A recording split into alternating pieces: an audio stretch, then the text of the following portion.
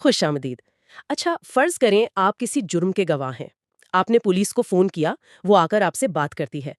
اس ایک لمحے سے لے کر عدالت کے حتمی فیصلے تک آپ کی کہی ہوئی بات کا سفر کیسا ہوتا ہے؟ آج ہم اسی سفر کو سمجھنے کی کوشش کریں گے کہ کیسے ایک عام سا بیان انصاف کی بنیاد بنتا ہے یا کبھی کبھی اسے کمزور بھی کر دیتا ہے۔ ہمارے پاس جو مواد ہے وہ پاکستان کے فوجداری قانون کے طریقہ کار اور شہادت کے اصولوں پر مبنی ہے۔ تو مقصد یہی ہے کہ اس پیچیدہ نظام کو کھول کر دیکھیں کہ ایک گواہ کی بات کی قدر کب، کہاں اور کیوں بدلتی ہے۔ جی بالکل، اور یہ سفر سمجھنا بہت ضروری ہے کیونکہ انصاف کی پوری عمارت اسی بنیاد پر کھڑی ہوتی ہے کہ معلومات کتنی احتیاط اور شفافیت سے اکٹھی کی گئیں۔ اس سفر میں ایک چھوٹا سا موڑ یا ایک معمولی سی غلطی بھی پورے کیس کا رخ بدل سکتی ہے۔ تو آئیے شروع سے شروع کرتے ہیں۔ جائے وقوع پر پولیس پہنچتی ہے اور کسی عینی شاہد سے پہلی بار بات کرتی ہے۔ یہ جو سب سے پہلی فوری بات چیت ہوتی ہے، اس کی قانونی حیثیت کیا ہے؟ دیکھیں، یہ ایک بہت ہی دلچسپ نقطہ ہے۔ قانون میں سے ایک غیر رسمی تفتیشی بیان سمجھا جاتا ہے جسے ضابطۂ فوجداری یعنی CRPC کی دفعہ 161 کہتے ہیں۔ اچھا، آپ اسے ثبوت نہیں بلکہ ایک سراغ سمجھیں۔ یہ پولیس کی اپنی ذاتی نوٹ بک کی طرح ہے، تفتیش کے لیے اہم ہے، لیکن آپ اسے عدالت میں ثبوت کے طور پر پیش نہیں کر سکتے۔ پولیس آفیسر کسی بھی ایسے شخص سے پوچھ گچھ کر سکتا ہے جسے وہ کیس کے بارے میں باخبر سمجھے۔ ایک منٹ، تو آپ کہہ رہی ہیں کہ سب سے پہلا بیان جو شاید سب سے زیادہ سچا ہو کیونکہ وہ بالکل فوراً لیا جاتا ہے۔ لیا گیا، اس پر گواہ دستخط بھی نہیں کرتا، یہ تو بہت عجیب بات ہے، ایسا کیوں ہے؟ جی، اور اس کے پیچھے ایک بہت بڑی وجہ اور قانونی سوچ ہے۔ دیکھیں، تفتیش کے شروع میں حالات اکثر گڑبڑ ہوتے ہیں۔ گواہ صدمے میں ہو سکتا ہے، گھبرایا ہوا ہو سکتا ہے۔ قانون یہ یقینی بنانا چاہتا ہے کہ پولیس کسی دباؤ میں آ کر یا غلط فہمی میں گواہ سے کسی ایسی بات پر دستخط نہ کروا لے جو بعد میں پوری طرح درست ثابت نہ ہو۔ اس لیے یہ بیان صرف تفتیش کے رہنمائی کے لیے ہوتا ہے، عدالت میں استغاثہ یعنی سرکاری وکیل کے لیے ایک ہتھیار کے طور پر نہیں۔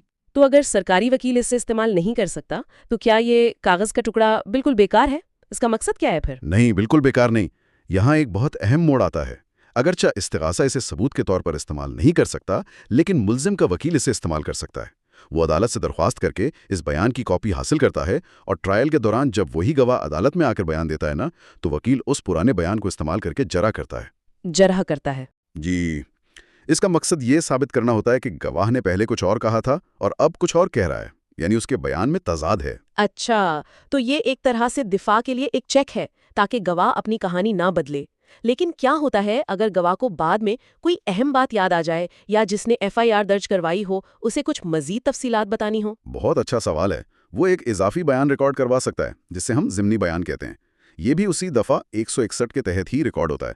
یہاں تک کہ FIR درج کروانے والا شخص بھی بعد میں مزید معلومات دے سکتا ہے، لیکن وہ معلومات FIR کا حصہ نہیں بنیں گی، وہ ایک الگ بیان کے طور پر فائل میں شامل ہوں گی، کیونکہ ایک بار FIR درج ہو جائے تو اس میں کوئی تبدیلی نہیں کی جا سکتی۔ اور یہیں سے وقت کا کردار شروع ہوتا ہے، جو ہمارے ذرائع کے مطابق بہت اہم ہے۔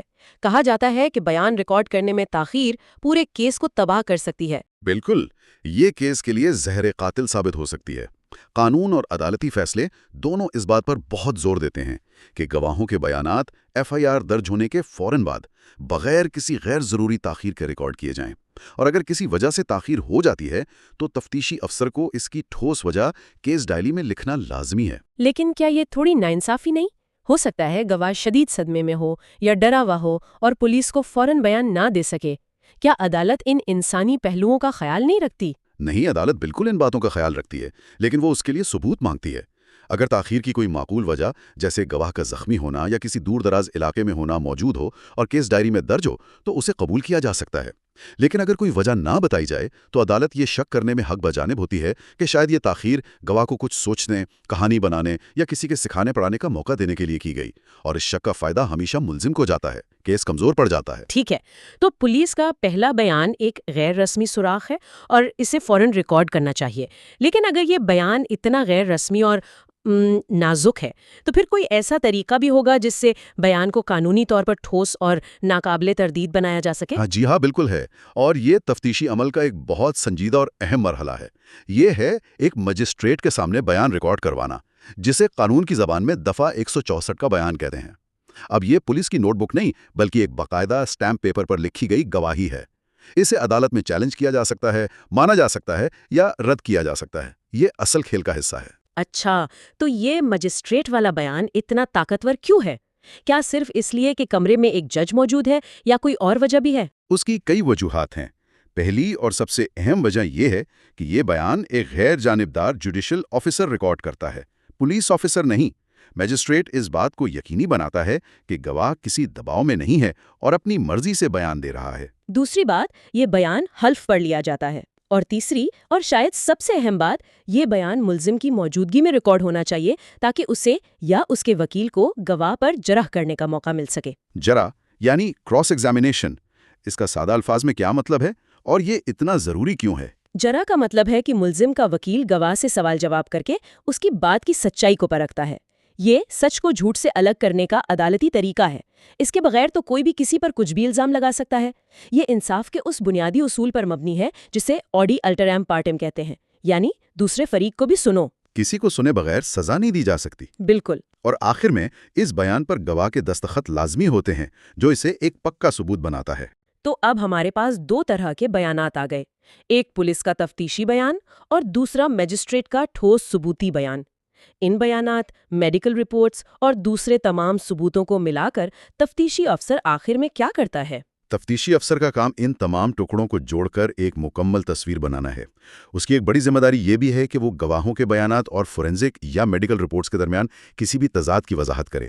مثال کے طور پر، اگر گواہ کہے کہ گولی سینے پر لگی اور میڈیکل رپورٹ کہے کہ زخم پیٹ پر ہے، تو یہ ایک بہت بڑا تضاد ہے۔ تو ایسی صورت میں تفتیشی افسر کیا کرتا ہے؟ وہ اس تضاد کی وجہ تلاش کرتا ہے۔ کیا چائے واقعہ سے چھیڑ چھاڑ ہوئی؟ کیا گواہ جھوٹ بول رہا ہے؟ یا کہیں میڈیکل ایگزامینر سے کوئی غلطی تو نہیں ہوئی؟ ان مسائل کو حل کرنے کے لیے وہ اضافی بیانات لے سکتا ہے، یا اگر معاملہ میڈیکل رپورٹ کا ہو تو ایک اعلیٰ سطحی میڈیکل بورڈ بھی تشکیل دیا جا سکتا ہے تاکہ حتمی رائے قائم کی جا سکے۔ مل ہو جاتی ہے، تمام تضادات کو حل کر لیا جاتا ہے، تب پولیس اپنی حتمی رپورٹ پیش کرتی ہے جسے عام زبان میں چالان کہتے ہیں۔ بالکل، یہ رپورٹ جسے قانوناً دفعہ 173 کے تحت پیش کیا جاتا ہے، یہ تحقیق کا نچوڑ ہوتی ہے۔ ایک سینئر پولیس آفیسر اسے پبلک پروسیکیوٹر کے ذریعے عدالت میں جمع کرواتا ہے۔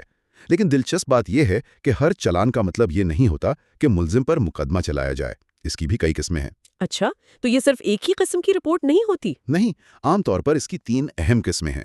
پہلی اور سب سے عام وہ ہے جس پہ پولیس کہتی ہے کہ ہمارے پاس ملزم کے خلاف کافی ثبوت ہیں اور اس پر مقدمہ چلایا جائے۔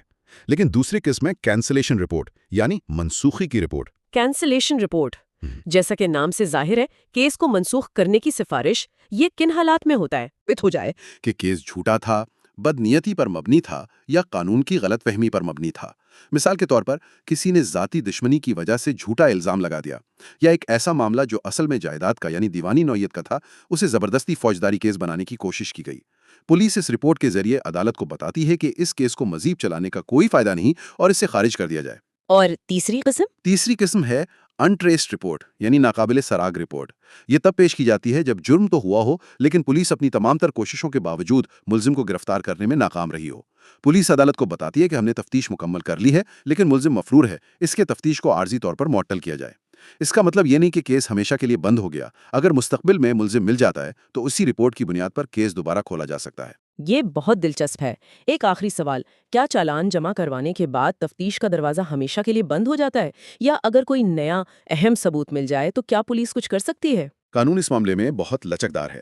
جب تک عدالت کیس کا حتمی فیصلہ نہیں سنا دیتی، تفتیش کا دروازہ کھلا رہتا ہے۔ اگر حتمی رپورٹ جمع کروانے کے بعد بھی پولیس کو کوئی نیا گواہ یا ثبوت مل جائے تو وہ ایک سپلیمنٹری چالان یا ضمنی چالان جمع کروا سکتی ہے۔ انصاف کا تقاضا یہی ہے کہ تمام اہم شواہد عدالت کے سامنے لائے جائیں، چاہے وہ تفتیش کے کسی بھی مرحلے پر ملیں۔ تو آج ہم نے سمجھا کہ ایک گواہ کا بیان کتنا اہم اور پیچیدہ سفر طے کرتا ہے۔ پولیس کو دیا گیا پہلا غیر دستخط شدہ بیان جو صرف ایک تفتیشی آلہ ہے، اور مجسٹریٹ کے سامنے حلف پر دیا گیا بیان جس میں جرح کا حق بھی شامل ہے۔ ان دونوں میں زمین آسمان کا فرق ہے۔ ہم نے یہ بھی دیکھا کہ وقت پر کارروائی کرنا کتنا ضروری ہے، اور یہ کہ ہر تفتیش کا اختتام ملزم کو سزا دلوانے پر نہیں ہوتا۔ کبھی کبھی کیس جھوٹا ثابت ہوتا ہے تو کبھی ملزم ہی نہیں ملتا۔ بالکل،